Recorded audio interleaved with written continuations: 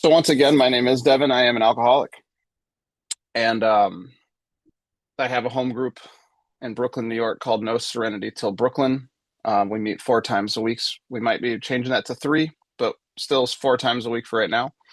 Um, I've been a member of that group for over 10 years, getting close to 11 now. Actually, April will be 11 years. And I have a sobriety date, which happens to be August 28th of 2011. And more importantly, I'm a member of Alcoholics Anonymous. And as a member of Alcoholics Anonymous, like all of you, this is a fellowship that belongs to us. We are the top. Being a member is the highest bit of status you can find in AA. And as we've talked about through these traditions, that as you decide to get involved and get into service and have a home group and do service outside of the group, we learn that we have more responsibility, perhaps, but we don't have authority. And that our jobs are to serve the membership and to serve the group so that we can have things like this happen. Uh, my job in service is to facilitate members of Alcoholics Anonymous being able to find alcoholics who need help. And that's what our goal ultimately is, that we have one purpose in AA, which is to carry a message of recovery from alcoholism to the alcoholic who still suffers. And sometimes that alcoholic who still suffers is sober for a while. And sometimes that alcoholic who's still suffering is out there still drinking on the streets and doesn't know that we exist. And so everything that we do as members of Alcoholics Anonymous in service to others is meant to be about helping AA do what it does, which is, when we're lucky, one drunk talks to another, and we identify with each other because we seem to have the same condition that is described in our literature. I got an allergy in my body. When I start drinking, I can't stop, and I have a mind that has never allowed me to stay stopped. And the reason that my mind yells at me to go and get wasted is because when I'm sober, I'm miserable. Or more aptly put today, when I'm sober, I have the ability to become miserable if I don't actively take care of what's really going on with me, which is that I'm a self-centered and selfish person to the extreme. And thank God we've had a couple of people armed with some information from some doctors that had the humility to tell us that they couldn't help us. And that brought us to a place where we were able to have um, an open mind and an open heart. And we were able to see that this thing works when we come together and we share. And so in that spirit, what we've been doing here is I've been trying to share the insights and the information and the knowledge and the experience that I've been given as a curious member of AA who became curious about how AA operates and what are these traditions and how do these principles apply not just in my group, but can I bring these to my home and my family, and what is this all about? And I've been lucky that I've been able to sit with some long timers and some people that had way more experience than I've ever had in AA, that were doing this for a long time before I ever got here. And they were willing to give me their time and share their experience and their wisdom with me. And so as a member, though, I'm not important. I don't have an answer. And if you guys ask me questions, what you're going to get is my feeling or thoughts in the moment, right here, right now, today, which if we did this a week from now, my thoughts might be different. So I'm not an authority. And I think that's useful because I shouldn't be an authority here.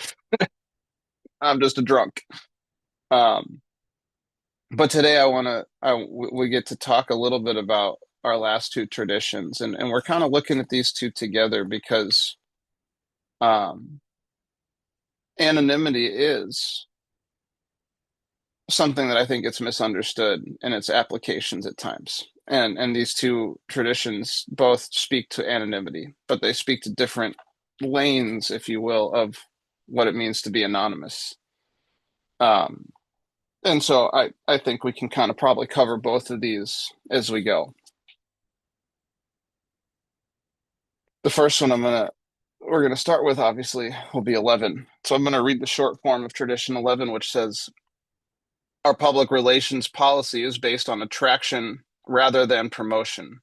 We need always maintain personal anonymity at the level of press, radio, and films. And I'm going to go ahead and read this long form. Our relations with the general public should be characterized by personal anonymity. We think AA ought to avoid sensational advertising. Our names and pictures as AA members ought not be broadcast, filmed, or publicly printed. Our public relations should be guided by the principle of attraction rather than promotion. There is never need to praise ourselves. We feel it better to let our friends recommend us.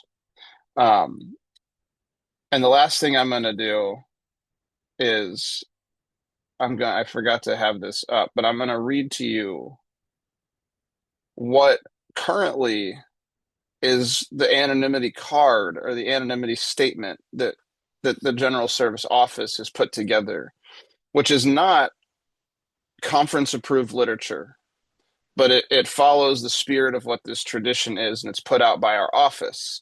And in this way, what it does is it expands a little bit to a modern day and the technologies that are there. But in order to actually change the writing of these traditions, it's basically impossible.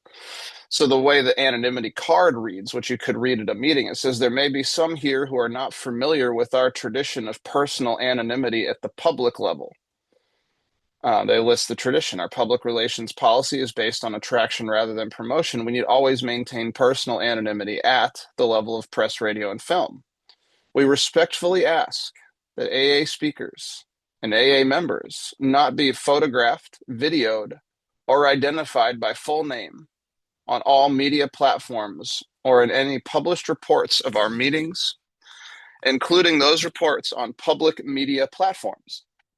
The assurance of anonymity is essential in our efforts to help other problem drinkers who may wish to share our recovery program with us. And our tradition of anonymity reminds us that AA principles come before personalities. So that's a lot of reading. But what they extend there is the social media platforms. And so what's the goal of this? If you look back in our big book, in the forward of the first edition, they effectively created this anonymity piece out of fear. It says, I don't have the book right in front of me, so I'm going to, do a bad paraphrase, but it says, at present, we are too few members to be able to answer the overwhelming amount of calls we foresee this publication will incur. Like they expected that people are going to be, calling like crazy to figure out how to beat alcoholism. So we can't disclose our identity because we're just a couple of people here doing this. But you can write to us and here's our, address and stuff. So they were afraid of like, what are we going to do if the world starts, just beating on our phones and showing up at our houses? So we have to be anonymous here. But what we found is that anonymity is actually one of the greatest safeguards that we have as a fellowship. So we've talked last week a lot about having no opinion on outside issues.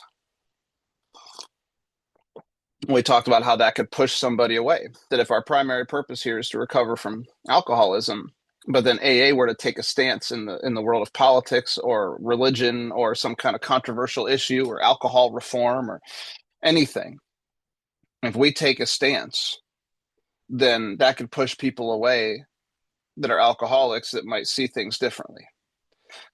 So conversely, what we don't want to do is who am I? I'll put it this way. As I said, I'm a member. You are all are members. Who of us in this room has the ability to speak for AA as a whole?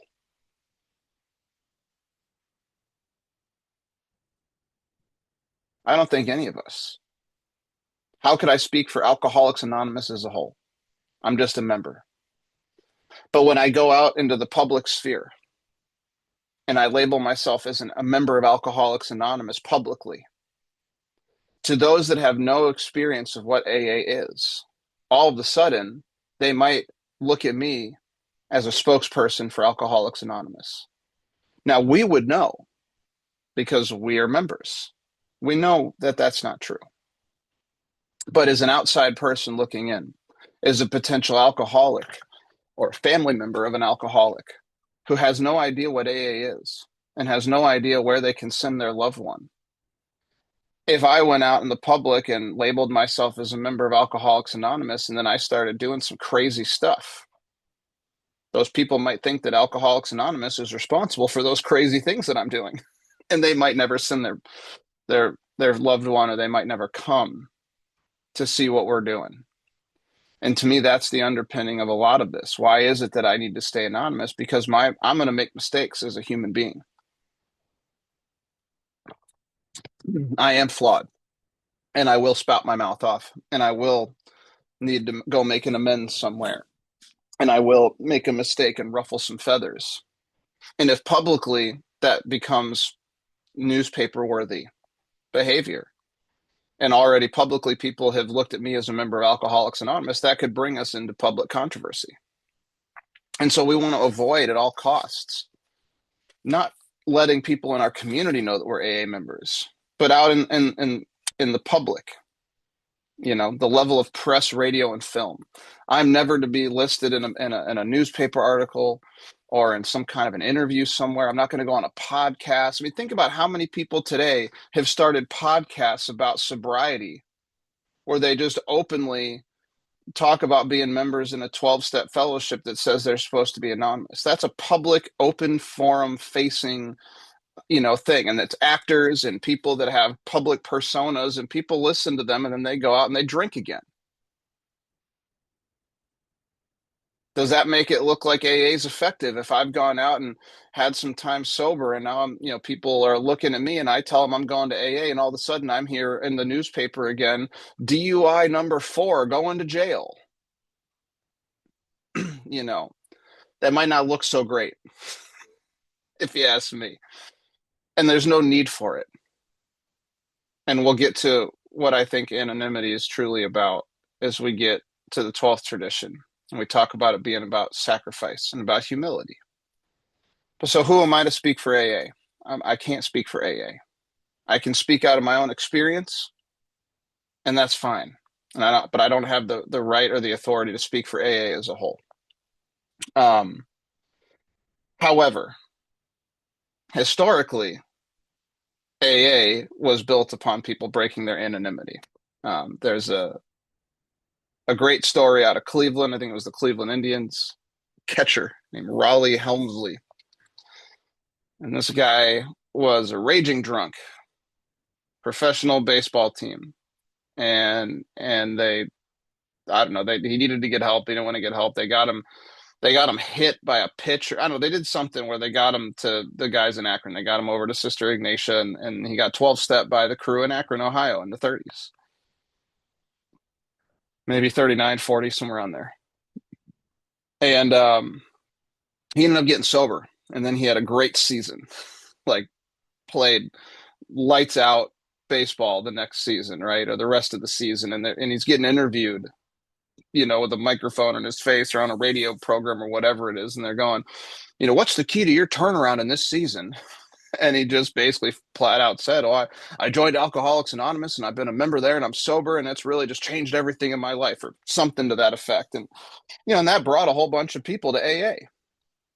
And then famously there was Marty Mann, and she did the We Can't Be in the Shadows piece. And they had this whole newspaper with all these AA members. And, and some of that stuff just is our history, and it brought awareness to AA's existence. But today I think AA's existence is pretty well known.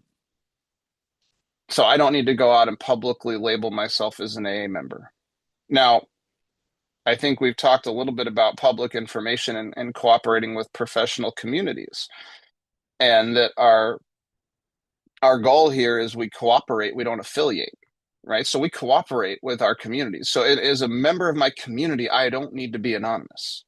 One-to-one with professionals, with police officers, with doctors, with people that are in my if you're in a corporate job, let your human resources department know.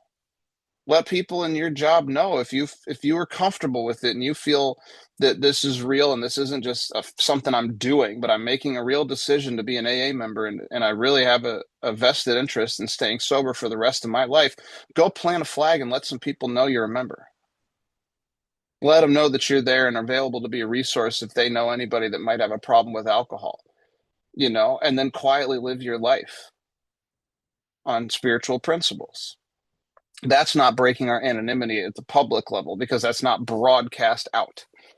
There's a reason why, if you look on, we're not recording video here because in AA we don't record videos of ourselves because that outs us publicly. And today in the age of the internet, you don't know where this stuff's going. How do I practice this?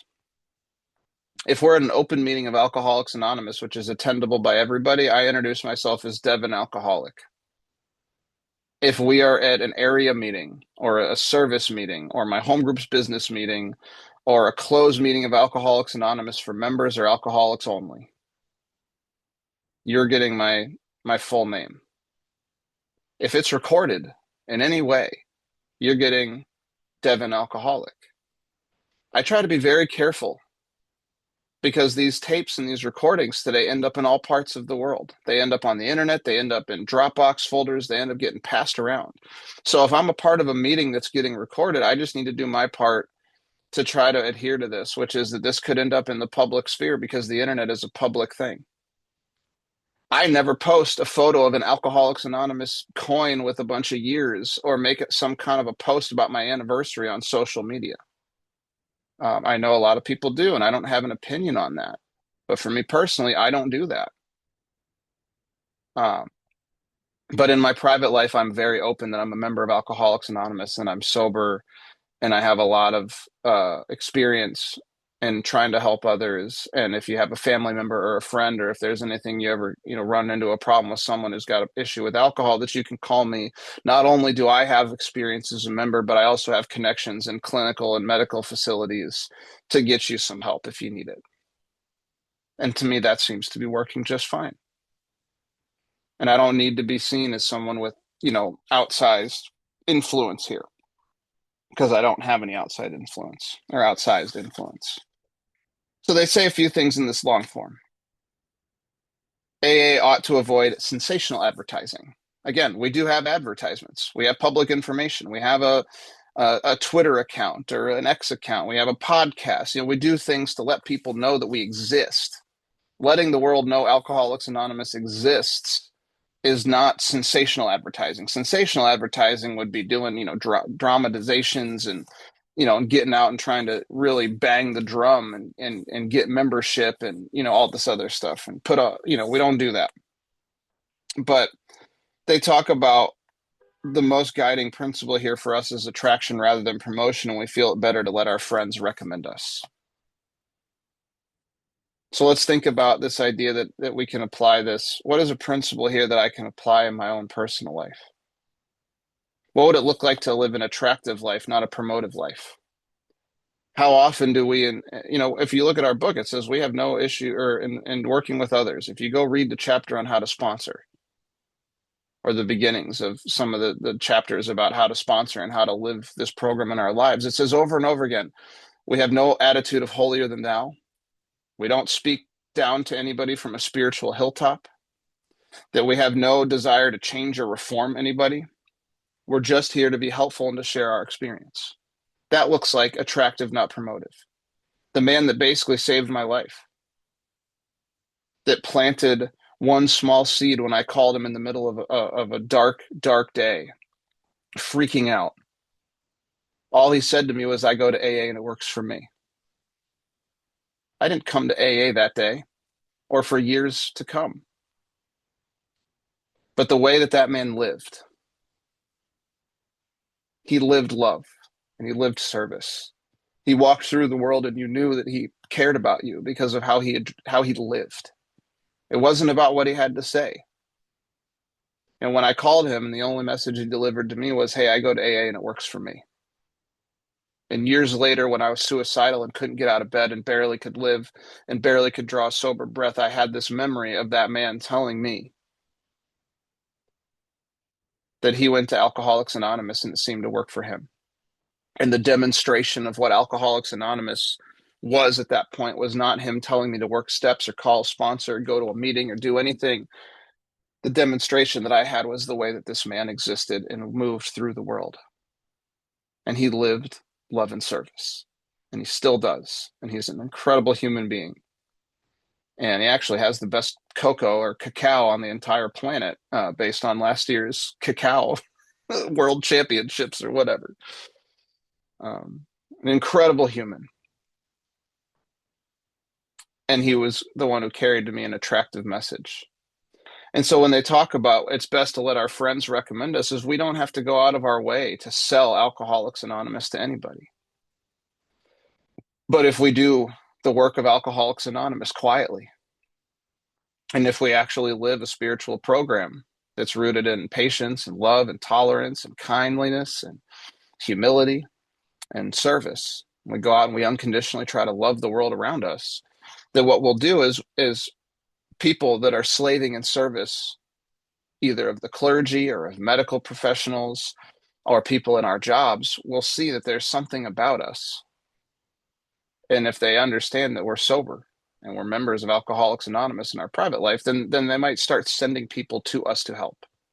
And that's how AA started in a real way. Dr. Silkworth and Sister Ignatia in New York and in Akron started allowing alcoholics the privilege to come and talk to other drunks that were under their care. And they recommended us as a way because they couldn't help us. And so today we have treatment and we have all these industries of people that can help. And our job is to go and cooperate with them and let them know that we're here. And it's better to let our friends, AKA, it's better to let the treatment professionals recommend us to these people rather than us try to go knock on their door and tell them they got to go find God or they're going to die. That didn't work for Bill when he was trying to pick up drunks on the Bowery, and that doesn't seem to work for us today. So how do we live an attractive life, and how do we make this an attractive program or an attractive way of life? It's slowly, one to one, we carry a message of hope. And we don't need to go out and do anything crazy like being the figurehead of AA in the public eye. And let's think about that for a second. If I'm an alcoholic who's selfish and self-centered to the extreme, which I am, what am I going to get out of going out and trying to set the record straight? And so these are some of the thoughts that I've had. There's been some articles that show up about some drama that happened in an AA fellowship or an AA community somewhere, or some writer decides to write a piece about how Alcoholics Anonymous is horrible and isn't effective and does all this stuff. And here I am reading it, knowing that that's not true. And I have a lot of opinions about all that stuff. And so what if I reach out to that editor and I say, I'm a member here and I've got a different, I've got some other insight, and your writer really missed the boat. Let me, offer you a counterpoint here. And I go get some interview with some big publication or go on Nightlife or, some TV program to just, give you the real story of what Alcoholics Anonymous really is. How am I supposed to just go back to my home group and be at a meeting? I'd be walking around. Hey, did you see my interview? Did you hear? I really gave it to him. I would get sick behind that because I'm an egomaniac, or I have the propensity to be an egomaniac. That's what we all have here. And so I think this is also a safeguard for me. It's somebody who's selfish and self-centered to the extreme to keep a low profile, to keep me rightly humble, that I'm not any more important than any other member of Alcoholics Anonymous, that I have no right to go out and speak for Alcoholics Anonymous as a member. I'm just a member. Keep my head down, And so I think I'll get sick if I start going out and doing the podcast and trying to, tell people what the real deal is. I mean, I love those guys. I'm a big book thumper. I believe that the steps are, you read the big book, that's where you're going to find the directions. We do that, we'll recover. Those promises all came true for me. They can come true for you, and on and on. And so I hear these people that come in and, tell us that it doesn't work and clinically you got to do all this other crap. And I have a lot of opinions on that. So I could easily be the person on the other side of that telling you you're doing it wrong. You don't know what you're talking about, and arguing with people. But my book tells me that argument and fault finding are to be avoided like the plague, that I'm never to be critical of others, that I need to look at me, not you, that the source of my discomfort is not about what the world is doing. It's about my reaction to the world. So my desire to maybe go out and set the record straight is actually an opportunity for me to learn what it means to just keep my head down and love people. And so I love that. And I think it's a beautiful thing. And this idea that our anonymity is not about you can't know my last name or know who I am. It's about, I'm here to make sure that AA is still functioning. And I could make mistakes and I could be, if I'm labeled as an AA member and I screw up, which is inevitable, I could in some way potentially embroil AA into some kind of public controversy, which is why we don't have opinion on outside issues. And so I could unravel this whole deal.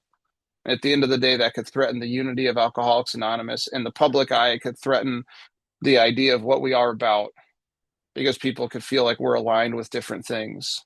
And that ultimately might mean that alcoholics don't have an opportunity to access this priceless gift that I was given freely because AA existed before me.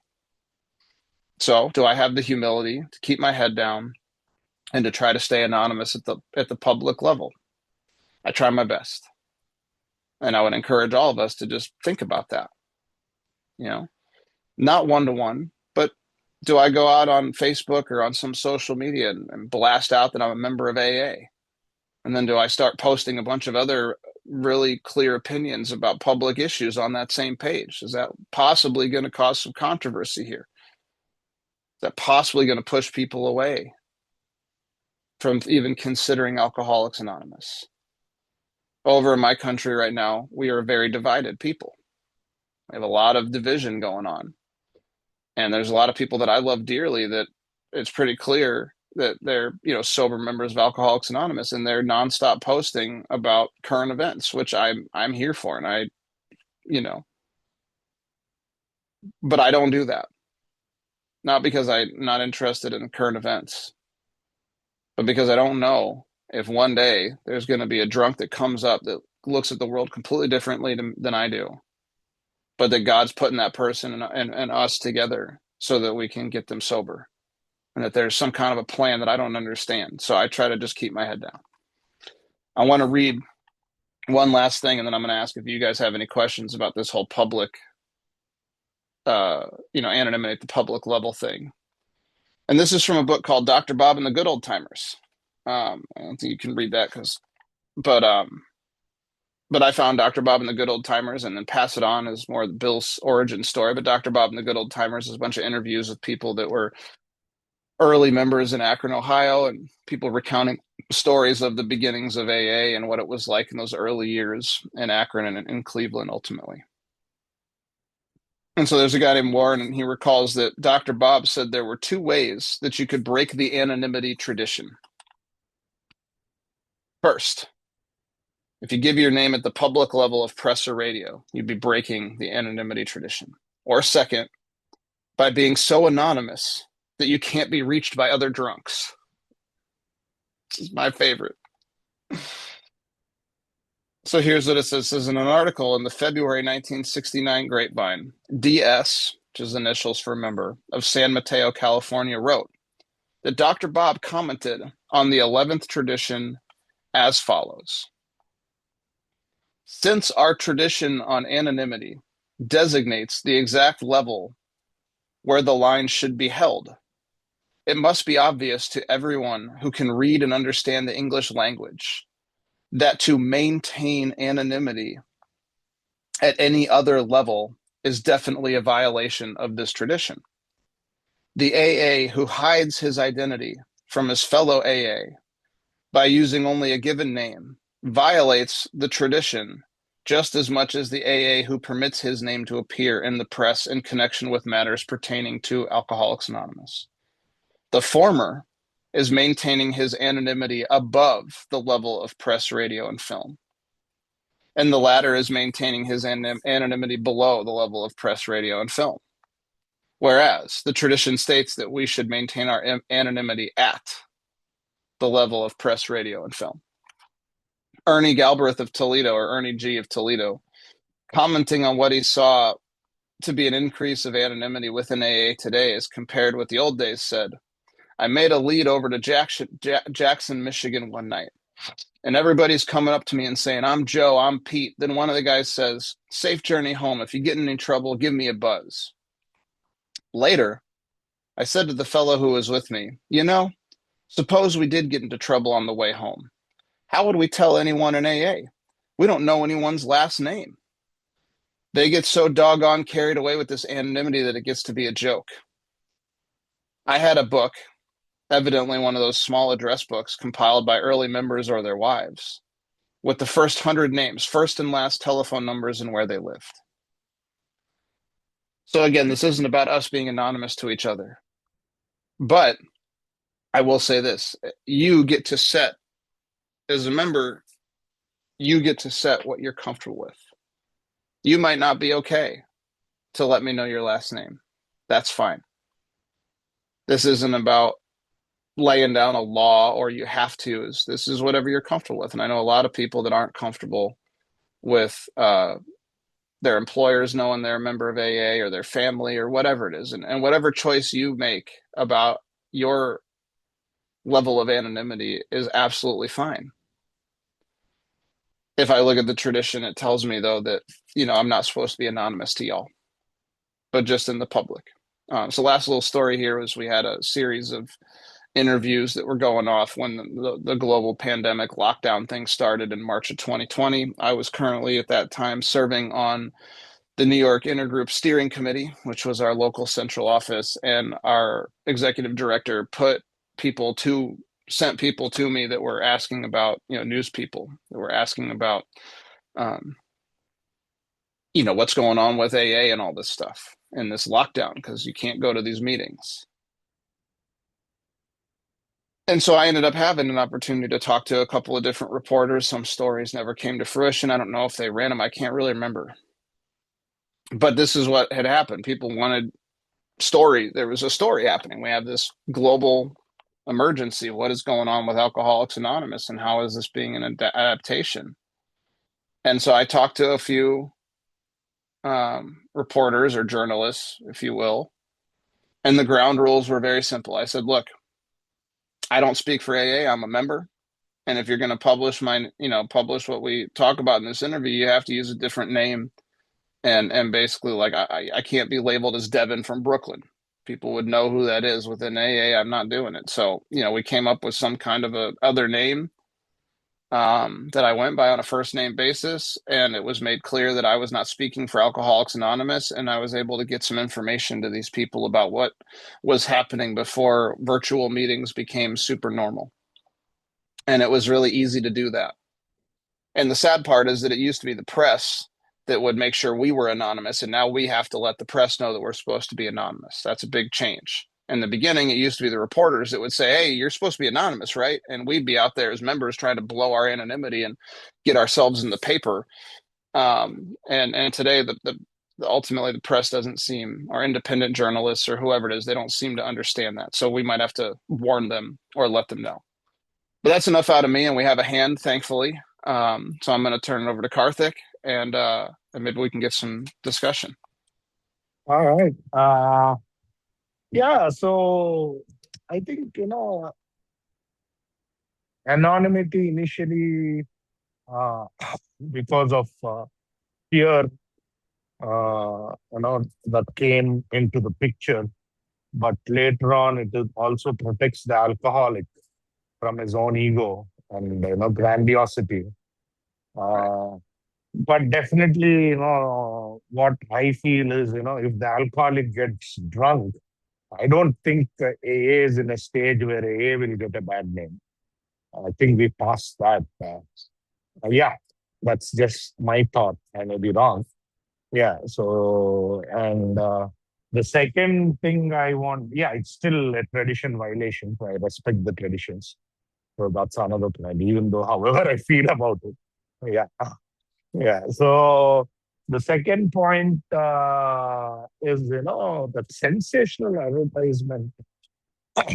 Even though we should not probably give sensational advertisements, but definitely we need to have huge billboards. That's what I feel.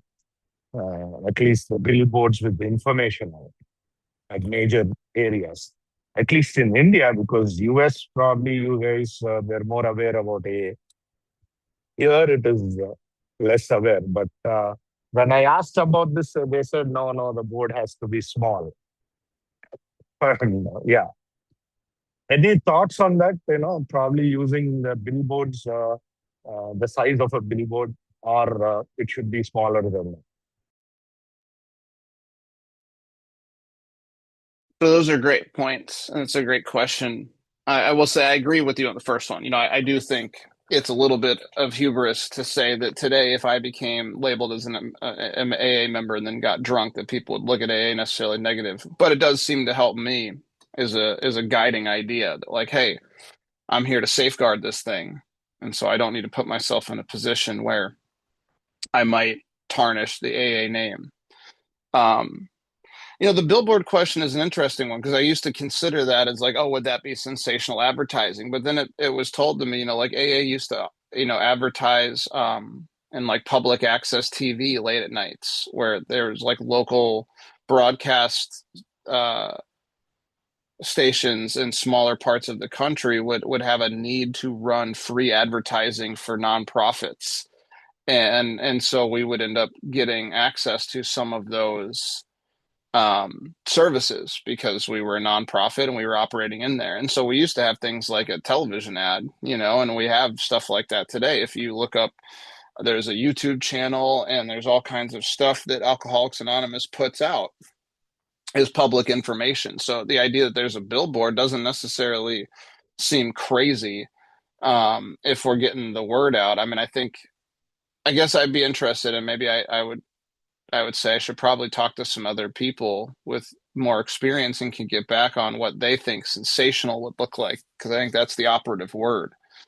Um, but getting our making our information available, I don't necessarily see as a terrible idea. If the money's there and we have the need for public information outreach, is it really that bad to look at getting our information out there? So, but that I also feel like that's probably been discussed over here, and I'm just not aware of when that discussion took place and what the AA's position on it was. But it also looks like each area, just like each meeting, is autonomous. And so if your area decides we don't want to do that, we want to do it small, and that's the group conscience of your area, then I would have to default to that's God showing up through the group conscience. Um, so whether that's a good idea or a bad idea may not play into it. It might more just be if the group conscience of my area says no, then that might be the answer because that's God showing up, hopefully through an informed group conscience. But I could try to What, reach out and find out uh, from some what past if trustees. I just do it anonymously with my money, not asking anybody? Yeah. I mean, yeah, I think that would be a choice. To me, that's personally where I go, okay, like, is there humility in that? Or is that me just saying I'm right and we're going to do it? Yeah. But it wouldn't be the first. I mean, look at the fourth tradition in the essay. The guy goes, reaches out to General Service Office. Hey, we want to do this whole scale, basically like a treatment model today. We're going to have a way to get them their money situation figured out and get their medical and dental stuff sorted, and we'll help educate them, and then we'll get them jobs, and we'll get them sober and all this stuff. And the General Service Office goes, yeah, we don't think that's a good idea. And the guy said, screw it, we're doing it anyways. So, I mean, that's kind of the beauty of AA. You could do whatever you want. Um, so if you want to pay for it, you could do it. But, it's like, is that maybe the thing that would get me sick? Hey, did you see my billboard? Yeah, I did that. You know what I'm saying? Um, but yeah, I would say that, that would be more the consideration. What does sensational look like? And I can maybe reach out to some people that have some more experience at the board level that might be better able um, to answer that one. Um, there's a couple of questions here. I'll just read how this was put together by Mike. For tradition 11, each partner best conveys his or her beliefs and philosophy by attraction rather than promotion. Anonymity is a valuable asset to the marriage or relationship. And one of the things he wrote is the golden rule here would be do unto others as you would have them do unto you. And the silver rule would be don't do for others what they need to do for themselves. But what he says is by living our own lives and philosophies one day at a time, quietly and serenely, putting our principles into practice, we are more apt to attract someone to our way of living than if we constantly call attention to the fact that he or she is not living the way he or she should. Walking the walk is far more effective than just talking the talk. Being a living example of our new way of life and its tools for healthy relationships is much more attractive than having someone try to preach to you about how to live. And as he gets into some questions, he asks a few that I like. The first one, have you been guilty of promotion instead of attraction by your living the program? The second one, are you able to go about your daily living without giving your partner advice or information without instructions on how to use the information? Why can't wisdom or serenity be transferred from one person to another? Can you and do you do good things for your relationship anonymously? Um, can you give your partner the right to be wrong? How do you feel, and what do you do when someone criticizes the way you are trying to live through recovery? Which do you give to your partner? Positive strokes or negative zaps? How grateful are you today for the relationships in your life? And how important is wisdom and how is it gained? I think there's some really good questions in there that really are talking about this idea of being attractive rather than promoting. And I think that's the goal. My goal would be to go out and live love and service, to try to live patience, to actually go forward and and live from those principles. And I don't need to go out and brand myself publicly as a member, but in my community, I will. So now we get to look at the fun one. And this is And where I think we get, oh, go ahead. yeah, and if you're, uh, if you're really, doing your inventory and getting out of what people are going to think about me, then I would definitely go and tell in the community. That's what I feel. That's when I really don't care what people are thinking about me. And I can definitely go and tell in my community, in the HR, if I don't have those fears. So until I have those fears, I feel people are keep their anonymity. I think those two are connected. I may be wrong. Yes. I would say this is a personal feeling, but I agree that, you know, I know a lot of people that are afraid of what's going to happen if their employer found out they were a drunk. And this is people sometimes with long-term sobriety. Um, and I know people that have just made that choice. I'm not going to tell my family that I'm sober. And I don't personally understand that. And I think that's what maybe Karthik was getting at, which is, there became clear to me the conversation I had with my parents around the amends, the first time we sat down to really begin a conversation about trying to repair the relationship there. Not just live different, but when we sat down to formally look at having an amends, I looked at them and I said, I need you to understand that this is real for me. This is not just something I'm doing for a little bit. And for me, there is a level of finality to being an AA member. This is the final, like this, I'm here. I'm doing this. I'm not kind of doing AA. And maybe if I'm afraid of making that level of commitment to something, then I can look at what am I afraid of? And I think that's what you're referencing. And I would encourage everybody to take a look. If you have something that's stopping you from really being able to say, I'm all in on this, I would encourage you to look at it. Because perhaps that little tiny thing that's given you an exit strategy here is what we'd call a reservation. And if you remember that part of the reading and how it works, where it says, we had to have no reservations here. That we have to let go absolutely, abandon ourselves utterly to God as we understand Him. These are pretty final statements that Bill's writing as we're approaching a third step decision. And I would encourage you to ask, well, what does it really mean to turn my actual will and my life over to the care of God? Would that not mean that maybe my journey here is to just be an AA member? Maybe that's not what I wanted, but maybe this is how I can serve my God the most effectively, is to come and try to help other alcoholics to learn how to live a different way of life so that they could avoid the devastation and the destruction that's coming their way through alcoholism. And so if there's something that says I can't tell my employer, I can't tell these people, or I can't do that, and I'm afraid of what's going to happen, to me that looks like I'm right there on page 62 where I'm being driven by 100 forms of fear. And so I personally would look at that. I'm not telling anybody to go and blow their anonymity at their job and just immediately about face. But I'm just saying that for me personally, that is the consideration that I've gone through. And it's become clear to me that nothing negative has ever happened as a result of me letting somebody know that I'm a recovered alcoholic, I'm sober, and I'm a member of Alcoholics Anonymous. Take it easy, Pavan. Um, so I think it's important. I think it's a good consideration. I think it's an important point to look up. If I'm not willing to let people in my community or my family know that I'm an AA and that I'm sober and I could be useful to others, then why?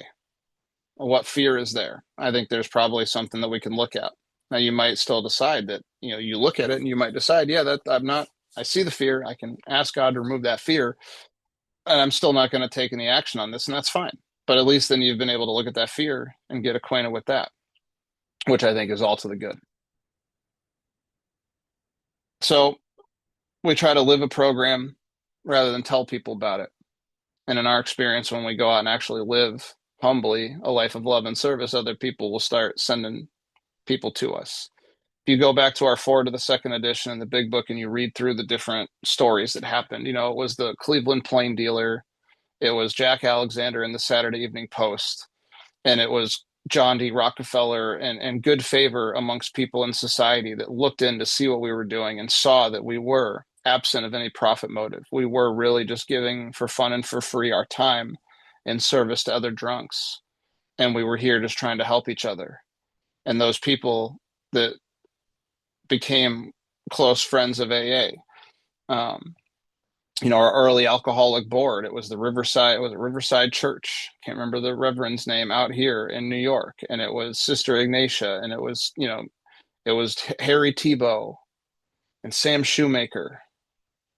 We had men of clergy, men of medicine. We had friends, people that saw what Alcoholics Anonymous was at its core, saw that it was just a movement trying to help people. And that was all we were trying to do. And so people started recommending us and being on board with us. And so as a member today, that's my charge. And I'm going to try my best to do that. And now we get to the one that I think, so on that note, Tradition 12 reads, anonymity is the spiritual foundation of all our traditions, ever reminding us to place principles before personalities. And the long form says, and finally, we of Alcoholics Anonymous believe that the principle of anonymity has an immense spiritual significance. It reminds us that we are to place principles before personalities, that we are actually to practice a genuine humility. This to the end that our great blessings may never spoil us, that he shall forever live in thankful contemplation of him who presides over us all.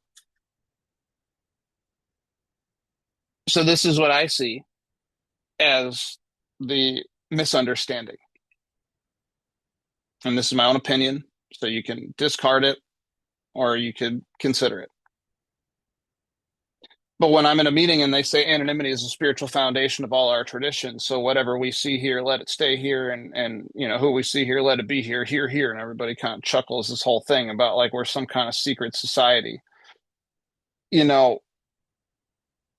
It's not the you can't know who I am being anonymous thing that's the spiritual foundation of our program. That, I'm Devin, you can't know my last name. Like, that's not what we're talking about here. Bill writes in the first sentence of the essay that the spiritual substance of anonymity is sacrifice. He says that AA's 12 traditions repeatedly ask us to give up personal desires for the common good, so we realize that the sacrificial spirit, well symbolized by anonymity, is the foundation of all our traditions. It is AA's proved willingness to make these sacrifices that gives people their high confidence in our future. Later on, he says something very simply. He talks about how we needed to stop being the promoter, that the promoter instinct would be our undoing. And that's why, at the attitude of press, radio, film, and television, anonymity was the only answer here. We have to stay anonymous publicly. He says these experiences taught us that anonymity is real humility at work. It is an all pervading spiritual quality which today keynotes AA life everywhere. And here to me is the juice of what he's talking about in this whole thing. Moved by the spirit of anonymity, we try to give up our natural desires for personal distinction as AA members, both among our fellow alcoholics and before the general public. As we lay aside these very human aspirations, we believe that each of us takes part in the weaving of a protective mantle which covers our whole society and under which we may grow and work in unity. We are sure that humility expressed by anonymity is the greatest safeguard that Alcoholics Anonymous can ever have.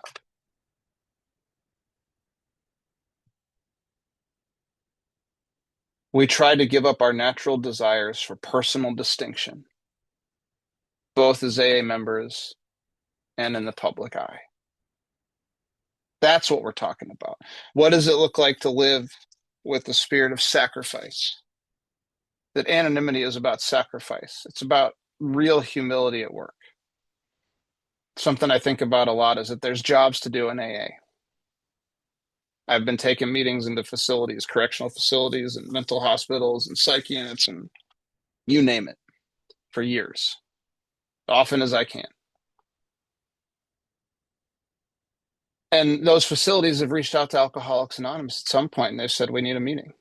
We could use your help. We extend the invitation that if you could show up and send some people here, we would love to have you and we'll let you in and we'll let you do the thing and leave. Which is really nice if it's a correctional facility. I'm really like the leaving part of those. But that being said, right, if I don't show up or if we don't show up, that meeting doesn't happen. We've been having this as one facility we're trying to get going, and my schedule has not been playing nice for me to be able to be there. And I went and I talked to these ladies that are locked up in a federal correctional facility out here. And they were like, yeah, you guys haven't been here in like almost 2 months. And man, that's heartbreaking to me because we have some ladies that are attracted to this message that see they have a need for some change to take place in their life. And AA is struggling to get volunteers to there. You know, there's a lot of service that needs to get done in my home group. Sometimes that service looks like little stuff, not big stuff. It's not I'm the guy at the meeting speaking or I'm the chair or I'm doing the big public thing where everyone looks at me as the boss. It's the like I'm the person that made sure we got coffee purchased so we could have coffee at the meeting. And what I believe this is ultimately asking us to do is it's not about who we are or what we're doing. Service is service. I'm not doing service to pat myself on the back, but I have, as he says, the very human aspiration. I have that. When I started doing service work outside of the home group and I started going into these facilities, I saw that I had this desire to want to talk to other people about what I was doing because I thought that it on some level would make me a better AA member or something silly. And I saw that there was this desire to want to be different or want to be better within me. And I think what this is talking about is, look, we're level playing field here. That I need to give up whatever desire I have to try to be somebody else. That the reality is there's only members in AA. It's kind of what we were talking about when I opened this whole meeting, that as a member, you made it. That's it. If you want to serve and become lower on the totem pole, you can do that. And we encourage you to do that. It will enrich your life, and it'll be part of the pillar that keeps you here. But that my job here is to actually live a life of love and service. And my job here is to live with the spirit of humility and sacrifice and realize that I'm here to make sure that AA stays whole, that I've been given a gift, and it's my job to help nurture that gift and be a good steward of this incredible program and incredible fellowship called Alcoholics Anonymous. And the service that I do is just what I've been called to do. That's part of me surrendering my will and my life over to the care of my God. You need me to go to the prison, I can be there, I'll be at the prison. You need me to have a home group and be at that group for a long time and be a member and do what and have a vested interest in making sure that group shows up, I'll do that. The life that I'm getting to live as a result of being a member of Alcoholics Anonymous and a sober alcoholic is so far and above anything that I was ever able to put together on my own thinking and my own plan. And you tell me that I have to come here and give back. I will absolutely give back to Alcoholics Anonymous in any way I can. How could I not be excited to try to make sure that somebody could find what I found here? And we were reading Bill's story yesterday in my home group, the second half of it, where he gets sober. And that was the revolutionary idea that Bill had. The piece of humility that was given to Bill, the piece of service that was given to Bill in the hospital. Perhaps there's other people out there that might want to have what I'm experiencing. Maybe those alcoholics would then turn and help some other alcoholics. Not such a bad plan. Not such a bad idea. Here we sit today, January 27th, 2026, and there's still alcoholics going out trying to help other alcoholics, because that is at the core of what we are. And so am I willing to do that humbly? Am I willing to wake up and ask God for the privilege to serve? Am I willing to take some time out of my life, whatever I think needs to happen, to answer the phone, to try to give of myself so that others might discover this way of life? I believe that's the anonymity that we're talking about as the spiritual foundation of AA. It's not, you can't know my last name and know where I live, but we go nuts with that side of it sometimes. But to me, this is the real substance here. Sacrifice. And it's not really a sacrifice because I'm getting something out of it. I can't tell you one moment where I've walked away from a service opportunity in AA and if I really look back on it, have been worse off as a result of doing it. I don't always like all the assemblies I go to. I don't like all the people that I get to, serve around and all that stuff, but that doesn't matter. So, I hope we see that there's a little difference there. I hope I'm able to convey that I feel like there's a little difference. That humility, that anonymity is expressed through humility. That I'm not ever to be, I remember talking to my second, one of my first real sponsor, and he said very simply that he couldn't play God in his life, so he wasn't going to play God in mine, but that he would make himself available to me as a resource. And if I wanted what he was experiencing, he might just want to try doing what he's been doing. And that we were going to walk shoulder to shoulder as members together. And that he would be available to me as long as I reached out. And he meant it. And to me, that's what anonymity is all about.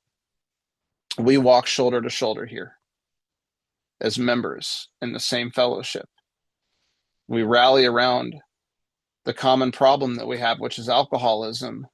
And hopefully we rally around the common solution that is the 12 steps of Alcoholics Anonymous, leading us to a real relationship with the God of our understanding. Now, the solution here is not the work of the steps. The solution is God.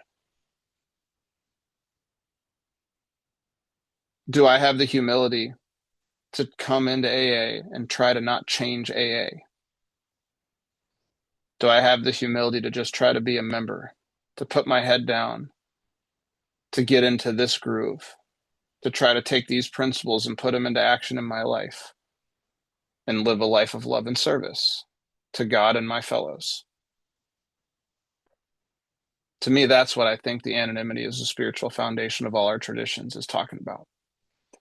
That may not be what other people think, but that's how it has hit me in my heart.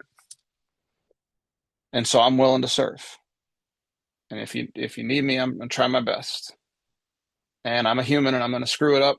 And thank God I have a program where I can go back and write the inventory and I can get quiet and I can pray and I can sit and have this relationship with God deepen. The way Mike writes it in his writing for 12 is, I also think, illuminating. He says, selflessness is a spiritual foundation of our way of life as marriage partners or friends, ever reminding us to place principles above personalities. And the principle is unselfishness. So again, if we're talking about humility, the absence of humility is selfishness. And when we talk about principles over personalities, it's I need to put these principles into effect over my personality. We have a lot of guidelines here: unity, group conscience, membership requirements, self-governance, primary purpose. We don't affiliate, we cooperate, self-supporting. We're amateurs, we're not professionals, we're unorganized, but we serve and we're accountable. We don't take sides and have opinions on public issues here. That the operating principle within AA is I need to look within rather than blame you. That I trust and rely upon God. That I clean house, I trust God, and I help others. Those are all things that need to go between me and my personality of what I think is best. And the reality is I'm going to fall short on that probably daily. And that's great because that shows there's still work to do. There's still ground to gain here. That I haven't made it to the promised land in the sense that I'm going to be able to stop doing this. But the more I do this, the more I get to see, the more informed I am in watching. And the more able I am to actually stay connected to this power so that it can flow and it can be the answer to the problems that show up. So he writes a few questions. Do I have an immature need for attention, negative or positive, and recognition? What is meant by the term God consciousness? Is it necessary to try to justify, rationalize, explain, or tell someone that I am doing what I consider my higher power's will? Why is humility a must in practicing this tradition or in any other tradition? What is meant by discount the message because of the messenger? Why is it necessary to express my feelings to my partner? How important is gratitude for the praise of my partner? How can I practice selflessness if you were told that this is a selfish program? Do you have personal integrity? Can you be true to your own beliefs? Are you able to accept your partner as a child of God just the way that he or she is and give love unconditionally? Do you walk the walk or merely talk the talk? Um, so yeah, I mean, I think what would true anonymity look like? It would look like I'm here to keep my head down and unconditionally love the world around me. And this is my own personal belief, but in today's world, I don't think we have time to not love each other. So my job is to love y'all. And hopefully that's been evident that that's what I've been trying to do for these last chunk of weeks. And I hope it's been helpful. It's been helpful for me. So I want to ask if we have any questions on any of this stuff of anonymity or just anything in general. And, but I think that's really all that I wanted to talk about with anonymity, the two different sides. Yeah, we have the public level stuff and the, watching for myself, not labeling me in the public and the line between that and being useful in my community and public information and CPC work and you guys knowing who I am. But then what I see is the real substance here is the humility and the sacrifice. And my job is maybe just to be an AA member and serve. And what would it look like if I just came here to serve? And am I willing to have the humility to do that, and not seek recognition, and to always realize that at the end of the day, I'm no better, no worse than anybody on this planet. I'm just a child of God like everybody else.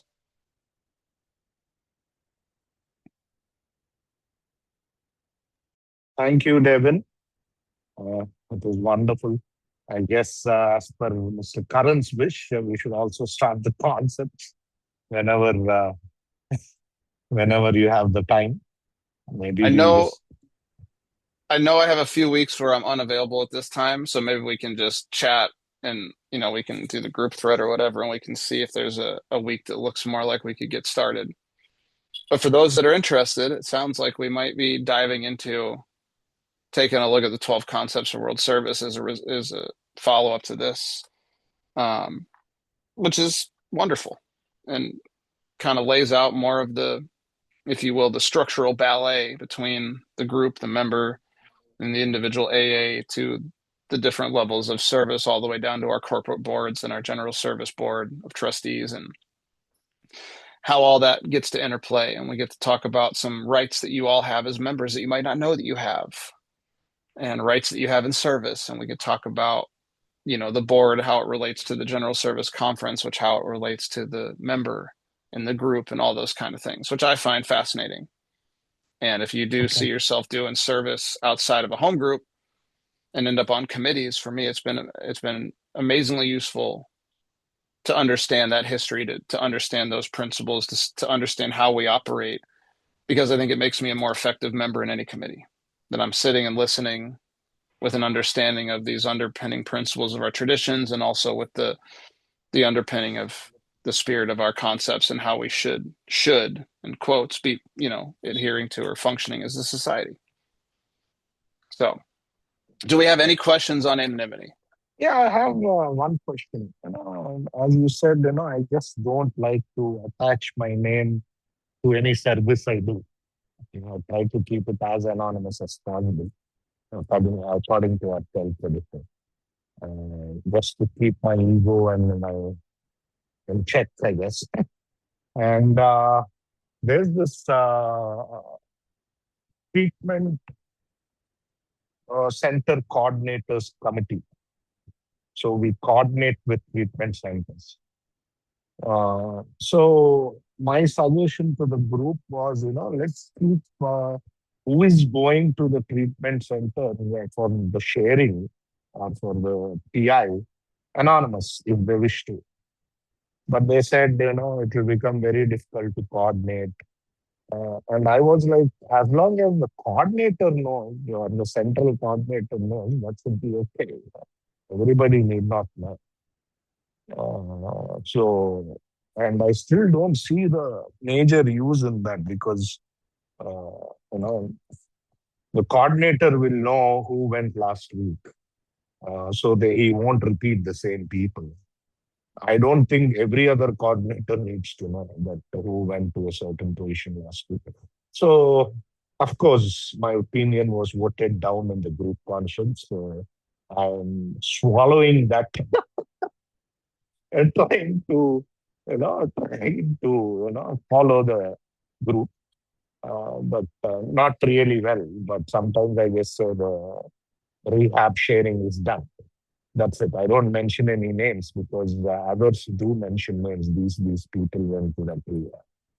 Uh, if it doesn't serve a purpose, so really, because I don't see any value coming out of it still. Yeah, people are going, but yeah. If the coordinator knows who's going, that's good enough, I feel. He won't repeat the same person. So this is a situation, but yeah, so what do you think? Maybe I'm dragging it too much, like, being too strict with the principle. Well, it's an interesting question. Um, and thanks. I guess my feeling is I'm thinking of that more on the personal level rather than the organizational level. However, that could inform the other. But so personally, for me, what my feeling is, I mean, I sometimes need to get speakers. So I need to reach out to people and say, hey, I have a commitment um, helping coordinate this. And would you be interested in coming with me? Or do you want to come speak for me? And I do this thing. And people obviously know then that I'm doing some of these things, which is fine. But it would be more about if I'm going to every meeting. I mean, I told you guys I've been taking meetings into facilities, right? It's just a part of my story. It's experience that I have. But if I'm like going and sharing at the meeting and I'm trying to use it like some badge of honor and some way to separate me, well, you don't understand. I've been taking meetings into correctional facilities for blah blah blah years. I could then take ownership of that. Um, and I've seen it in like my professional life and my personal life. I got an opportunity to go work on a particular show, and all of a sudden I wanted to like bait people into having them ask me what show it was so I could then tell them, because I really just wanted to tell everybody that I was a part of this thing. You know what I'm saying? And it was like instantly I saw that I was so identified and attached to that as becoming a part of my identity. Oh, I'm the jail guy, or I'm the detox guy, and it's like how silly that kind of thing is, right? Oh, I'm the guy that plays at this show, so you should look at me different. And for me, if I when I was able to see that I had a personal like vein or some vanity attached to it, or some desire to be, as you said, grandiose earlier, the grandiosity of it, I want to try to use it as a way to be above you because I'm doing these things and you're not. That's where I would say I have a problem with it. But on the organizational level, I personally don't know if it's going to matter if other people that are coordinating, maybe if other people could see that there's these people have a willingness to come to this facility over here, then maybe they could say, oh, maybe I can use some of those speakers to come to this facility over here because they already do that kind of service and they're experienced.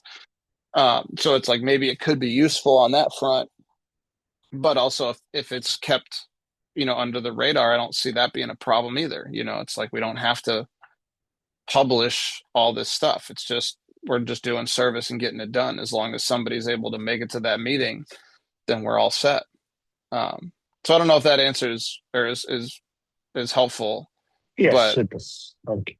um, and you guys are reminding me that I actually have to reach out and tell a commitment this Thursday that I have work and I can't be there. My least favorite thing to do, but a little bit of the nature of the freelance thing. Does anybody have anything else on the spirit of anonymity and is sacrifice and humility piece? Otherwise, we can maybe just do a responsibility statement and pray this sucker out. Yes, sir. All right, so we'll do a responsibility statement and then we'll go into a serenity prayer. And thank you all. This has been really fun. I hope it's been useful. It's been useful for me. And you give me an opportunity to be a part of your lives. And I love that. So who's responsible? I am responsible. When anyone, anywhere, reaches out for help, I want the hand of AA always to be there. And for that, I am responsible. God, grant us the serenity to accept the things we cannot change, the courage to change the things we can, and the wisdom to know the difference. Thy will, not ours, be done.